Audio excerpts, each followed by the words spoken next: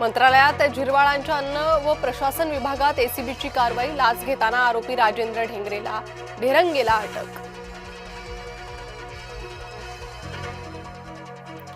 मुंबईतल्या बांगलादेशी घुसखोरांना हाकला, एकनाथ शिंदे यांचे प्रशासनाला आदेश। कोस्टल रोडवर मराठी गाणं का नाही, मनसे नेता अमित ठाकरेंचा सवाल। पंतप्रधान मोदींचं कार्यालय नव्या जागेत स्थलांतरित होणार। नवे पंतप्रधान कार्यालय सेवा तीर्थ म्हणून ओळखले जाणार। शुक्रवारी दुपारी सेवा तीर्थ इमारत संकुलाचं अनावरण होणार। वादग्रस्त व्हीएसआर विमान कंपनीची चौकशी का नाही, नागरी हवाई वाहतूक महासंचालकांकडून 14 विमान कंपन्यांच्या चौकशीचे आदेश। चौकशीच्या फेऱ्यातून व्हीएसआरला वगळलं। मुख्यमंत्र्यांनी रोहित पवारांच्या तक्रारीची दखल घ्यावी, संजय राऊतांची आग्रही मागणी। रस्ते पावसाळ्यापूर्वी खड्डेमुक्त करणार, जिल्हा नियोजन बैठकीत एकनाथ शिंदेंचं आश्वासन। रायगड जिल्हा परिषदेच्या सत्ता स्थापनेच्या हालचालींना वेग, शिवसेनेच्या आमदारांनी घेतली मुख्यमंत्री फडणवीसांची भेट। मोनो डार्लिंग पुन्हा येणार सेवेत, गेल्या 5 महिन्यांपासून तांत्रिक बिघाडांमुळे मोनो सेवा होती ठप्प। अजित पवारांच्या निधनाच्या वादात प्रफुल्ल पटेल यांचे प्रथमच नाव, प्रमोद हिंदुराव यांचे विधान वादात, नंतर सारवासारव।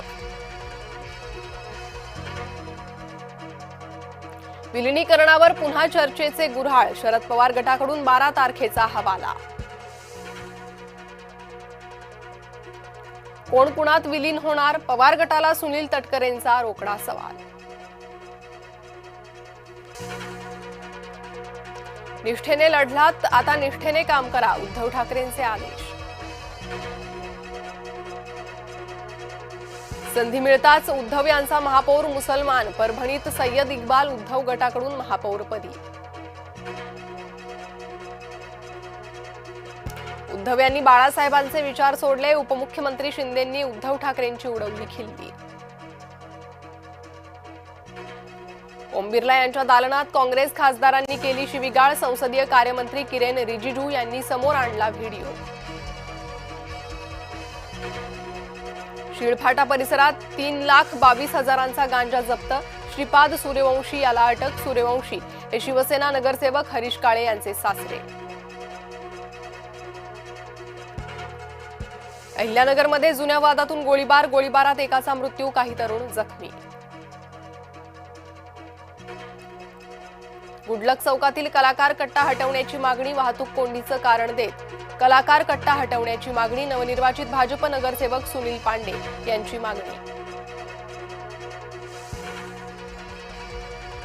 राहुल गांधींची खासदारकी पुन्हा धोक्यात, राहुल गांधींविरोधात संसदेत अपात्रतेचा प्रस्ताव। नरवणेंच्या अप्रकाशित पुस्तकातून आरोप करणं भोवणार। T20 विश्वचषकात भारताचा नामिबियावर दणदणीत विजय, भारतानं 93 धावांनी जिंकला सामना। ईशान, हार्दिक, वरुण चमकले।